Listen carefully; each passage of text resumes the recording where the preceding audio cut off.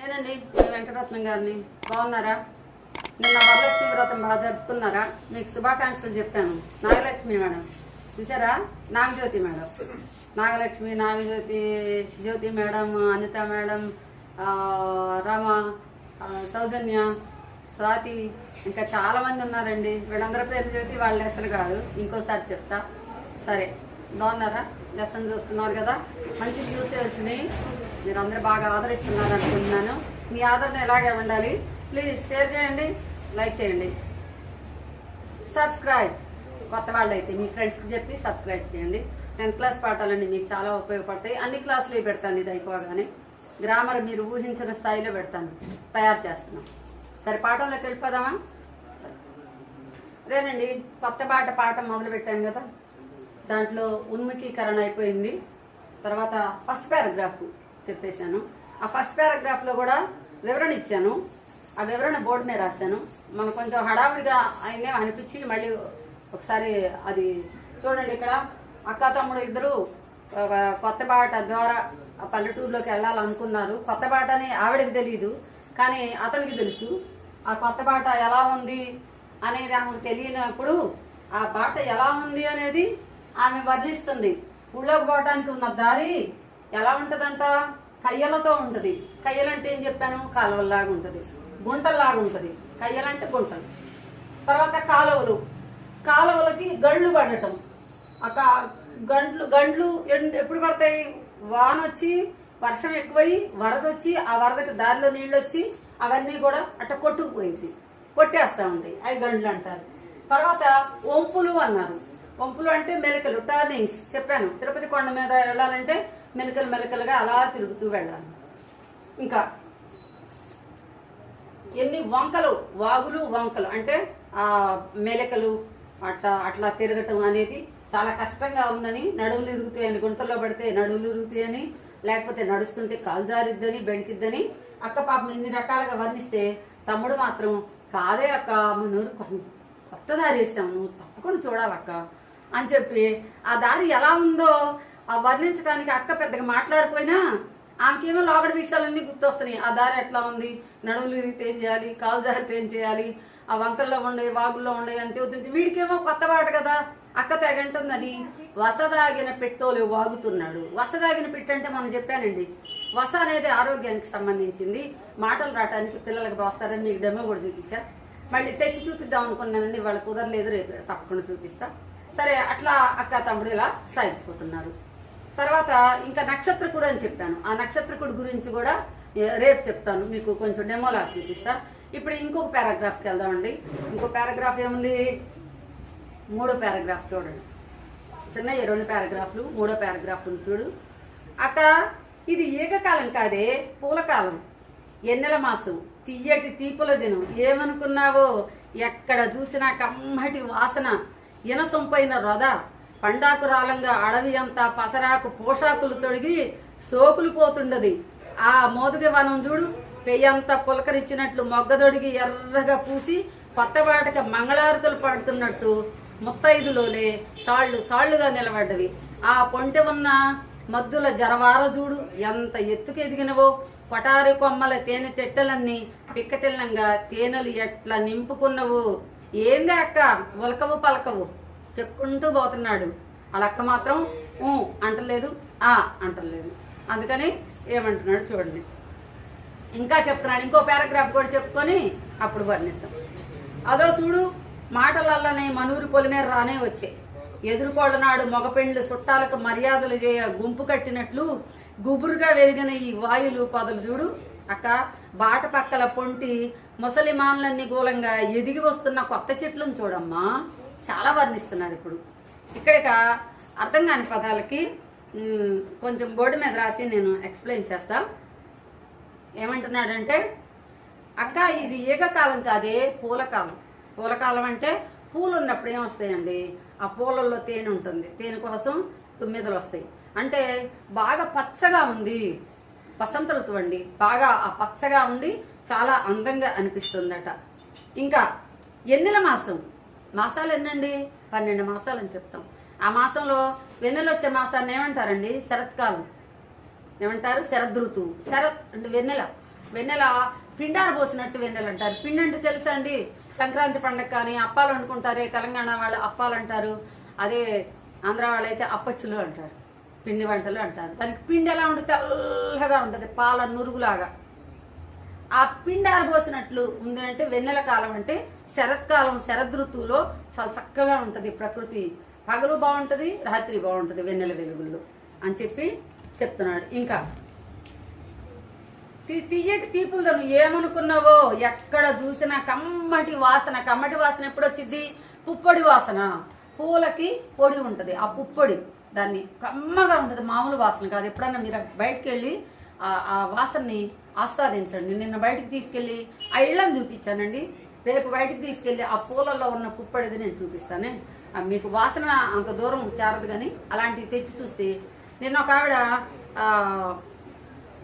చిన్న గులాబీ పువ్వు తెచ్చిచ్చిందండి. అప్పుడే కోసుకొచ్చింది. ఎంత బాగుందంటే ఆ వాసనకి నాకు అసలు పెట్టుకోవాలా, తినాలా, అలాగే ఉంచాలా అర్థం కాని పరిస్థితి. తినాలా అంటే చాలా మంది గులాబీ పూలలో పంచదార వేసుకొని తింటారండి. చిన్నప్పుడు మా మేనమామ ఆ పెద్ద చెట్టు ఉండేది, ఆ గులాబీ పూలు ఎలా తెచ్చి దాంట్లో పంచదార జల్లుకొని తిని మాకు కూడా ఇచ్చాము. అది చేయొచ్చో నాకు తెలియదు, కానీ అలా గుర్తొచ్చింది. తర్వాత మా అమ్మాయి, మా స్టూడెంట్ లక్ష్మి అన్నా కదా, లక్ష్మి కూడా, లక్ష్మి నిన్న ఏం తెచ్చి ఇచ్చావు నాకు?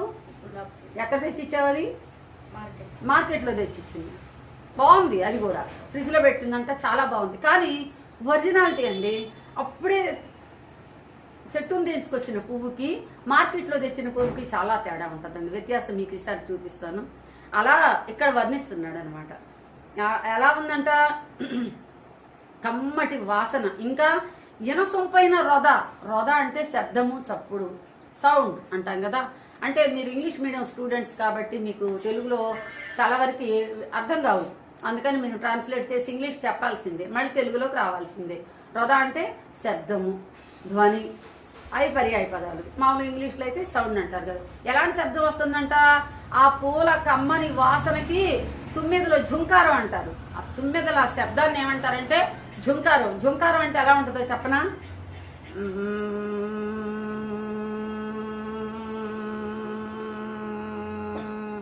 దాన్ని ఝుంకారం అంటారు. ఎప్పుడన్నా అప్పోల దగ్గరికి వెళ్ళి వినండి. ఆ తొమ్మిది రెక్కల్లాగా ఉన్నాయి. అబ్బా ఆమె జుట్టు ఎలా ఉంది తెలుసా? తొమ్మిది రెక్కల్లాగా ఉందంట. తొమ్మిది రెక్కలు ఎలా ఉంటాయండి? తొమ్మిదే నల్లగా ఉంటుంది, రెక్కలు ఇంకా అందంగా నలుపులో కూడా తలతళ్ళాడుతూ ఉంటుంది అనమాట, షైనింగ్, మెరుపు. అట్లా తుమ్మిద రెక్కలతో ఆ తుమ్మిద ఝుంకారం చేస్తుందంట. దాన్నే ఆ రొద అంటున్నారు. ప్రకృతి వర్ణన అండి. ఈ పాటవే మనకి ప్రకృతి వర్ణన. పల్లెల గురించి కదా చెప్తుంది. అలా తర్వాత ఇంకా తీయటి తీపుల దినం, కమ్మటి వాసన, ఇంపైన పండాకు రాలంగా అడవి అంతా పసరాకు షోకులు తొడిగి సోకులు పోతుండది. పండాకు రాలంగా అంటే చెట్టు నుండా ఆకులు రాలిపోతాయి కదండి. ఆకులు రాలి నాకేమవుతాయి? ఆకులు రాలి అలాగా పండాకులు అంటే పండిపోయిన ఆకులు రాలిపోతాయి. ఆ ఎక్కడైతే పండాకు రాలిందో అదే ప్లేస్లో మళ్ళీ కొత్త ఆకులు వస్తాయి. ఆ పండాకు ఎప్పుడు రాలిద్ది? దాని వయసు అయిపోయి అది వచ్చి చాలా రోజులు అయ్యింది. ఎప్పుడైనా భూమి మీదకి వచ్చినాక మళ్ళీ పోవాల్సిందే. చెట్టు మీద ఎక్కినాక అక్కడే ఉండదు. మనుషులైనా అంతే, పుట్టారంటే చనిపోవాలి, చనిపోయారంటే మళ్ళీ పుట్టాలి. దీని ఏమంటారు? వేదాంతం అంటారు. అలాగే ఆకులు కూడా అంతే. అవి చిన్న మొగ్గలు దొడుకుతాయి, పెద్దవి అవుతాయి, పండుతాయి, మళ్ళీ రాలిపోతాయి. మళ్ళీ అదే ప్రదేశంలో కొత్త ఆకులు వస్తాయి. దాన్నే ఇక్కడ కవి రచయిత్రి ఇలా వర్ణిస్తున్నారు. ఏంటంటే ఆ పండాకులు రాలిన దాని ప్లేస్లో మళ్ళీ చిన్నాకులు వచ్చి పచ్చగా అందంగా ఉండి మొగ్గల్లాగా తొడిగి షోకులు పోతున్నాయి, అంటే చాలా అందంగా కనిపిస్తున్నాయి. పసరాకు అంటే అప్పుడే చిన్న చిన్నగా ఉన్నది పసర మొగ్గలు అంటారు. అంటే పెట్టుకోవటానికి పనికిరాని పసర ఆకులు అంటే రేపు తెచ్చి చూపిస్తాను. ఇక్కడేమో చిన్న చిన్న ఆకులు ముద్దు ముద్దుగా ఉంటాయే, పెద్దవి కావు, అప్పుడే చిన్న చిన్నగా ఉంటాయి. వాటిని పసరాకులు అంటారు. ఆ పసరాకులు ఎలా ఉన్నాయంట? ఆ పసరాకులు పోషాకులు తొడిగి, పోషాకులు అంటే చక్కగా కొంచెం అందంగా తొడిగి చాలా అందంగా కనిపిస్తున్నాయట. సోకులు పోతుండది. ఆ మోదుగు వనం చూడు, మోదుగు వనం. వనం అంటే ఎక్కువ చెట్లను పెంచితే దాన్ని వనం అంటారు. ఒక చెట్టు ఉంటే వనం అంటారు. ఎక్కువ ఉండాలి. కొన్ని ఇప్పుడు చింతల తోపు అంటారు, దీంట్లోనే వస్తుంది. ఎక్కువ చెట్లు మామిడి తోపులు అంటారు. మామిడి చెట్లు ఎక్కువగా ఉండే ప్రదేశం. తోట అని కూడా అంటారు, తోపు అని కూడా అంటారు. కాబట్టి ఇక్కడ మనకి చెప్పింది ఏంటి? మోదుగ వనం. వనం అంటే పెద్ద పెద్ద చెట్లు ఉండేది. చెట్లు వేరు, మళ్ళీ మొక్కలు వేరు. దానికి ఇప్పుడు బోర్డు మీద రాసి మీకు వివరం చెప్తాను నేను. మోదుగ పోషాకులు తొడిగిపోతున్నది. ఆ మోదుగ వనం చూడు, పెయ్యి అంతా పులకరించినట్టు మొగ్గ తొడిగి, పెయ్యి అంటే శరీరం, మేను, దేహం, ఇలా పర్యాయ పదాలు చెప్పుకోవచ్చు. శరీరము నిండా అట్లా పులకరించినట్లు మొగ్గ తొడిగి, పులకరించటమే ఒక్కసారి అట్లా ఆనందంతో పరవశం కావటం అనమాట. మొగ్గ తొడిగి ఎర్రగా పూసి కొత్త బాటకు మంగళారతలు పడుతున్నట్టు ముత్తైదులోలే సాళ్ళుగా నిలబడ్డవి. మంగళారతలు పడటం అంటే ఏంటి? వరుసన ఎవరన్నా గెస్టులు వస్తున్నారనుకోండి, అవి వచ్చినప్పుడు వరుసన ఆ వైపు ఈ వైపు నిలబడి ఎట్లా మనమే ఇప్పుడు పెళ్ళిళ్ళకి వెళ్తామండి. ఇప్పుడు కళ్యాణ మండపాలు చాలా అలవాటైంది. కళ్యాణ మండపం పెళ్ళికి వెళ్ళినప్పుడు మనం ఇలా మన ఎవరన్నా చూస్తున్నారా లేదా అని భలే సిగ్గుగా అట్లా గొప్పగా ఎవరన్నా చూస్తారా అని చెప్పి బాగా అలంకరించుకుని వెళ్తారండి. ఎవరైనా వెళ్తారు, తప్పేం కాదు. అలా వెళ్ళినప్పుడు మనం ఎక్కువ మందిని చూస్తాం. మనం వెళ్ళేది ఒక్కడమే, కానీ మనం కొన్ని వేల మందిని చూస్తాం. ఈ కన్ను కొన్ని వేల మందిని ఒకేసారి చూడగలిగింది. మరి మన్ని ఎవరన్నా చూస్తున్నారా? చూస్తారు, చూడాలని కూడా అనుకుంటారు. చూస్తారు. అట్లా చూసినప్పుడు ఈ పక్కన ఏం చేస్తారంటే గులాబీ పూలు ఇచ్చి పన్నీరు చల్లుతూ ఉంటారు చాలామంది. ఎవరికి ఇస్తారు అది? బాగా చక్కగా అందంగా పిల్లల్ని కూర్చోబెట్టి బాగా చక్కగా తయారు చేసి కూర్చోబెడతారు. అలా వాళ్ళు ఇచ్చారు. ఇంకా పెద్ద వాళ్ళు వచ్చినప్పుడు, రాజకీయ నాయకులు వచ్చినప్పుడు కూడా వాళ్ళకి స్వాగతం చెప్పడానికని రెండు పక్కల అలా నిలబెడతారు వరుసలతో, వాళ్ళని కూడా అంతే.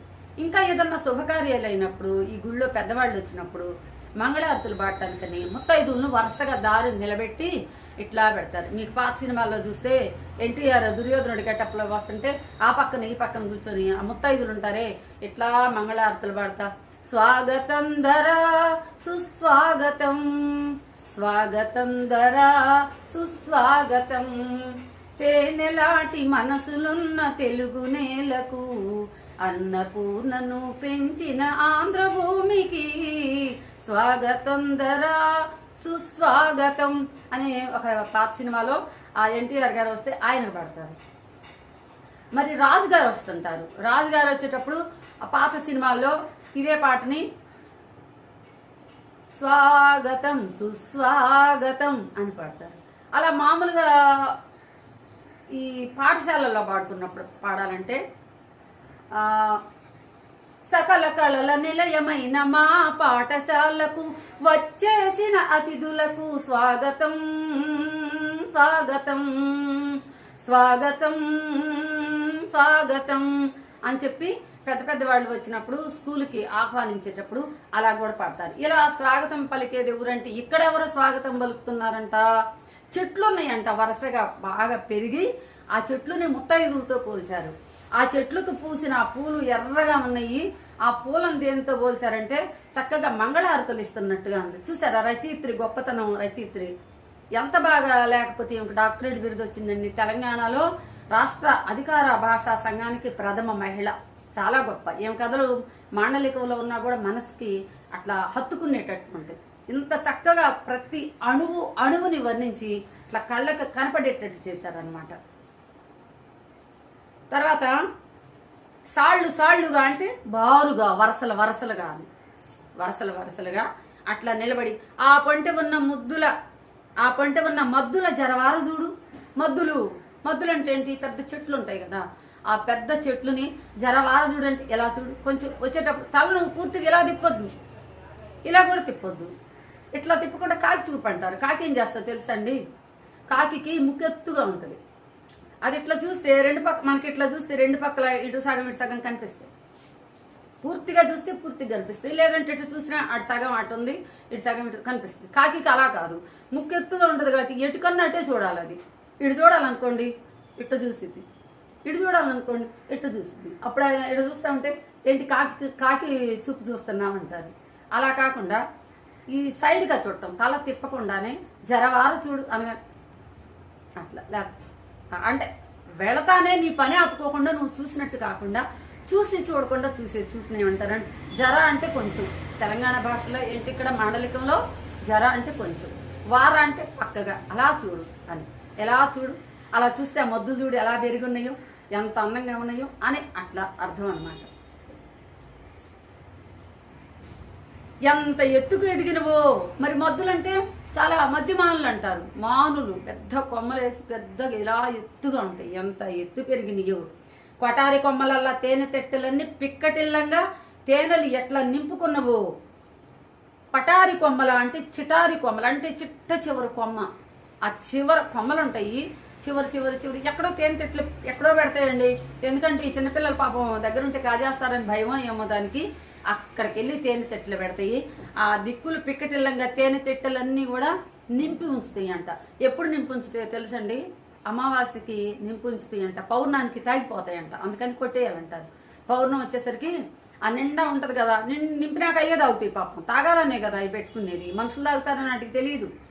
ఆ మనుషులు తెలివిగా ఏం చేస్తారంటే పౌర్ణానికి అవి తాగేస్తాయని పౌర్ణానికి ముందే తెట్టెలు కొట్టేస్తారండి. ఇది ఎవరో చెప్పరా, మా పల్లెటూరులో మా పెద్దవాళ్ళు చెప్పారు. ఈ పాట వింటున్న పల్లెటూరులో వాళ్ళకి చాలా మందికి అర్థమవుతుంది.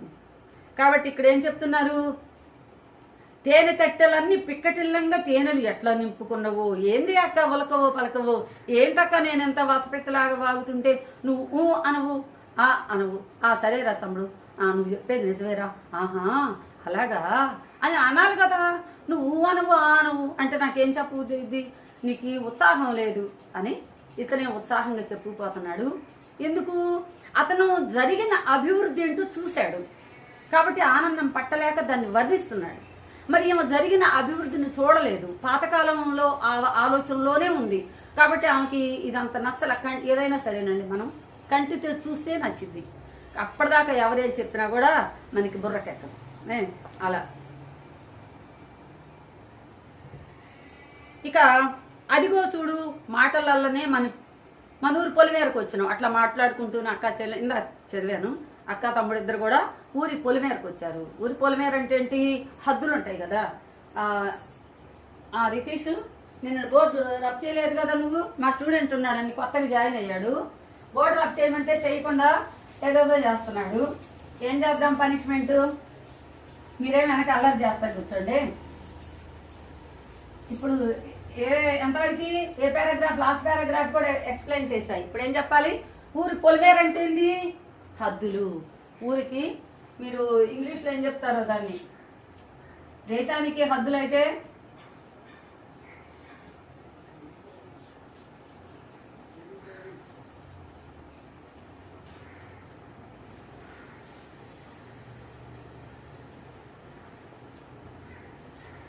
ఇది మన భారతదేశం అనుకోండి. దేశానికి తెలుగులో అయితే ఎల్లలు అంటారు. ఎల్లలు. ఇదేమంటారు? ఉత్తరము. ఉత్తరాన హిమాలయము. ఎత్తైన హిమాలయ పర్వతాలు ఉన్నాయి ఇక్కడ, హిమాలయాలు ఉత్తరానికి ఆపోజిట్ కరెక్ట్ గా దక్షిణము. మరి ఇటు భారతమాత ఒక మనిషి చేయి చాపి నుంచున్నట్టు, ఒక స్త్రీ చేయి చాపి నుంచున్నట్టు భారతమాత అనుకోండి, లేదా గాంధీ గారు కర్ర పట్టుకొని నుంచున్నట్టు మన దేశ పటాన్ని వర్ణిస్తారు. ఇలా చెప్పినప్పుడు ఇక్కడ ఉత్తరాన హిమాలయము ఉన్నతంగా నిలిచింది, దక్షిణాన ఏముంది? బ్రిటిష్ దక్షిణాన ఏముంది? హిందూ మహాసముద్రం ఉంది. మరి తూర్పున ఏముంది? తూర్పున బంగాళాఖాతం ఉంది. ఇది తూర్పు బంగాళాఖాతం. ఇదేంటి? తూర్పుకి పడమర. పడమర ఏముంది? అరేబియా మహాసముద్రం. పడమర అరేబియా. ఇక్కడ సముద్రమే, నీరే. ఇక్కడ నీరే. దక్షిణాన హిందూ మహాసముద్రం ఉంది, నీరే. హిందూ మహాసముద్రం ఉంది. ఇక్కడ తూర్పున బంగాళాఖాతం ఉంది. ఇవన్నీ ఉన్నాయి. 3 పక్కల నీరు, ఒక పక్కే భూమి ఉంది. దీన్ని ఎల్లలు అంటారు. ఎల్లలు, హద్దులు. ఎల్లలు అంటే హద్దులు. ఎల్లలు అంటే హద్దులు. మరి ఇక్కడ ఊరి పొలిమేర అంటే కూడా ఊరికి హద్దు. పొలిమేర అంటే హద్దు. తెలుసా? మళ్ళీ అడుగుతాను నేను ఇప్పుడు.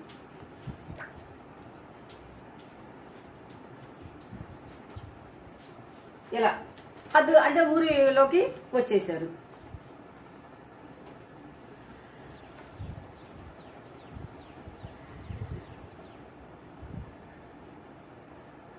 ఎదుర్కొన్న నాడు మగపిండి చుట్టాలకు మర్యాదలు చేయ గుంపు కట్టినట్లు గుబురుగా పెరిగిన ఈ వాయుల పదాలు చూడక్క మళ్ళీ మొదలు పెట్టాడమ్మా. మళ్ళీ వర్ణించడం మొదలు పెట్టాడు. ఏం మొదలు పెట్టాడు? ఇక్కడ చూశారు కదా దేశపటం. ఇప్పుడు ఎదుర్కొన్నాడు పెళ్లి చూపున్నాడంట. పెళ్లి చూపులు. ఒక పెళ్లి కొడుకు వస్తున్నాడండి ఊళ్ళోకి కన్యను చూడటానికి. ఆ వచ్చినప్పుడు అతనికి మర్యాదలు జరుపుతారు కదా. మరి ఆ తెలుగు భాషలో కూడా మనకి కొన్ని పదాలని చక్కగా వాడారు. ఆ పదాలకి అవే అర్థాలు వాడాలి, వేరే అర్థాలు రావు. అవి ఎలాగంటే ఎదుర్కోళ్ళు అనే దానికి వ్యతిరేక పదం చెప్పండి ఎవరైనా. మీకు 10 రూపీస్ ఇస్తాను నేను ఇప్పటికిప్పుడే. 10 రూపీస్ చాక్లెట్లు కానీ ఎవరైనా సరే మీ ఇద్దరిలో రెడీ. ఎట్లా ఏం చెప్పారు? ఎదుర్కోళ్ల నాడు మగపెండ్లి చుట్టాలకు మర్యాదలు మగపెండ్లి చుట్టాలు ఉంటారండి. పెళ్లి చేసుకోవడానికి వచ్చినప్పుడు చుట్టాలు ఉంటారు కదా. పాపం ఈ చుట్టాలకి ఎక్కువగా మర్యాదలు చేయాలి. ఈ మగపెళ్లి వాళ్ళకి ఇంకా మర్యాదలు ఎక్కువ చేయాలి. ఎదుర్కోళ్ళు అంటే వీళ్ళు మగపెళ్లి వాళ్ళు. పెండ్లి వీళ్ళు మగపెండ్లి వాళ్ళు. వీళ్ళు పాపం ఆడపెళ్లి వాళ్ళు. కొంచెం వీళ్ళు తొంగి దండాలు పెట్టాలి కాస్త.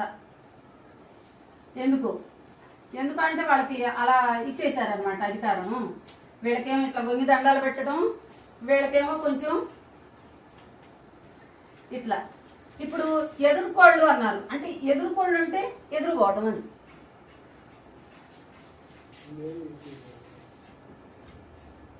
ఎదుర్కోలు ఎదురు వెళ్ళటము.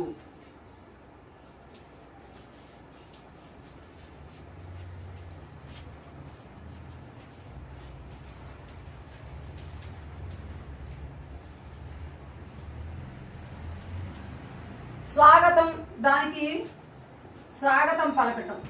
ఎదుర్కోలు అంటే ఎదురెళ్ళటం. వెళ్ళటాన్ని ఏమంటారు? స్వాగతం చెప్పటం అంటారు.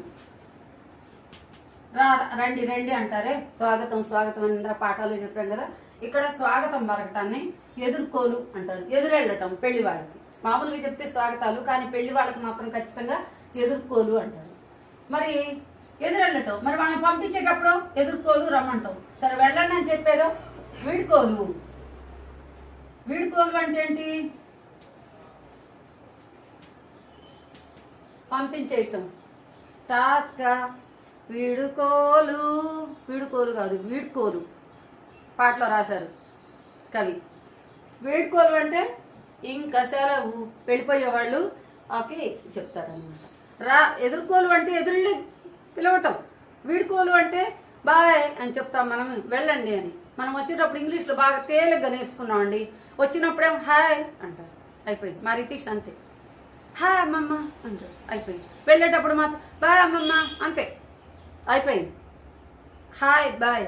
అయ్యే ఇప్పుడు తెలుగులో వచ్చేసరికి ఏమవుతుంది? వచ్చినప్పుడు ఏం చెప్తాము? ఎదుర్కోలు. ఎదురెళ్ళి రండి రండి అంటామే, దాన్ని ఎదుర్కోలు అంటారు. మరి వెళ్ళేటప్పుడు చెప్తామే వీడుకోలు, సరేనండి వెళ్ళొస్తామండి, ఉంటామండి, ఇలా అంటారు. అది అర్థమైందా? తర్వాత ఇక ఎట్లా ఉన్నాయంట? గుంపు కట్టినట్టు గుబురుగా పెరిగిన వాయుల పొదలు. ఇప్పటిదాకా పెద్ద మాన్లు అని చెప్పాడు. ఇందాక పెరిగినాయేమో పెద్ద మాన్లు.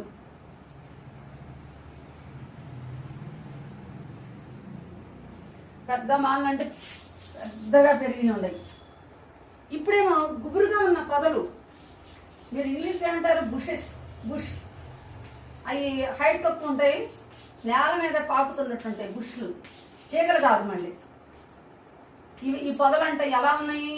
వీళ్ళు నడుస్తూ ఉంటే వరుసగా ఇట్లా రహదారికి ఆ వైపు ఈ వైపున పొదలు కట్టున్నాయంట.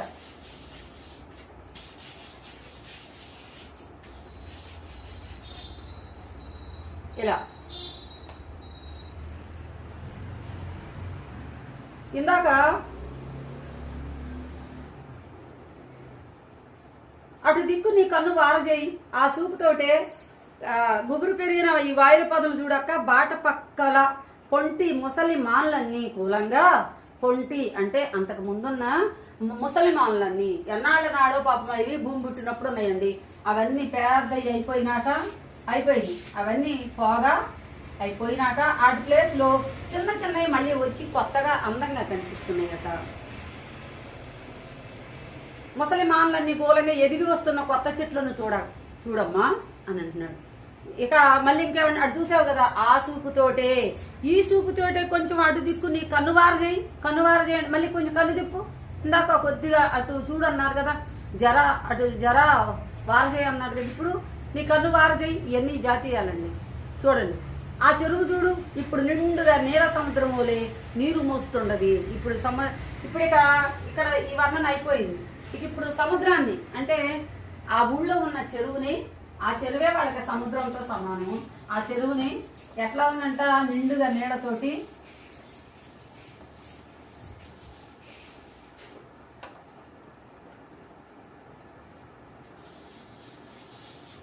చెరువు ఉందనుకోండి, చెరువులో నీళ్లు ఉంటాయి.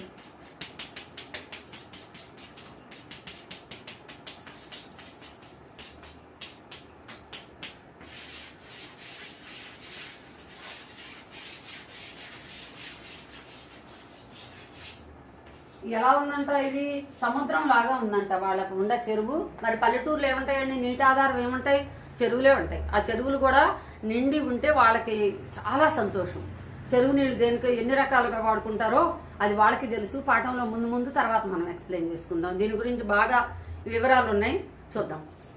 చెరువు ఏం చేస్తుందంటే సముద్రం వల్లే నీరు మోస్తుండది. ఈ చెరువుకు ఆయకట్టు కట్టిన పుణ్యాన అందరికీ ఆదరవైంది.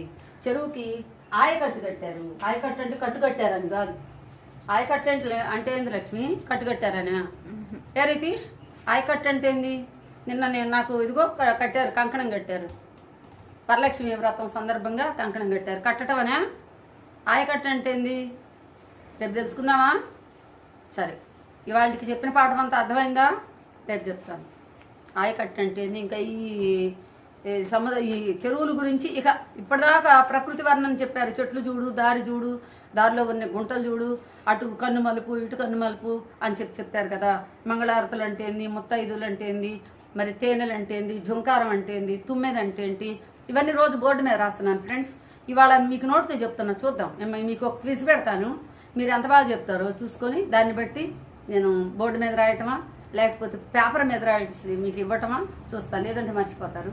సరే, రేపు చూసుకుందాము. ఇక ఇంతవరకు ఆ ముఖ్యమైన ప్రతి పదాన్ని వదలకుండా దానికి అర్థం చెప్పేస్తాను నేను. మీరు రాసుకుంటే రన్నింగ్ నోట్స్ రాసుకోండి, లేదంటే నేను రాసేస్తాను. సరే, ఇంతే ఫ్రెండ్స్ ఈరోజుకి. మరి షేర్ చేయండి, లైక్ చేయండి, సబ్స్క్రైబ్ చేయండి, సపోర్ట్ చేయండి. Please subscribe. ఏమైనా లోటుపాట్లు ఉంటే తెలియజేయండి ఫ్రెండ్స్. నాకు కూడా తెలియదు ఎలా చెప్పాలి అనేది. నాకు తెలిసిన నా 25 సంవత్సరాల అనుభవాన్ని రంగరించి నా వెనకంటే బ్లాక్ బోర్డు కాదు నేను అంటాను.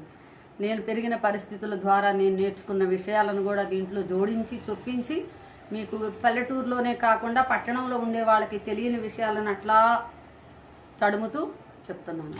ఇంకేదన్నా చెప్పాలని నేను ఏదైనా వదిలేస్తే మీరు చెప్పండి, సంతోషంగా స్వీకరిస్తాను. మీ సలహాలు కూడా ఉంటాను. మరి మీ రత్నం. నమస్తే, బాయ్.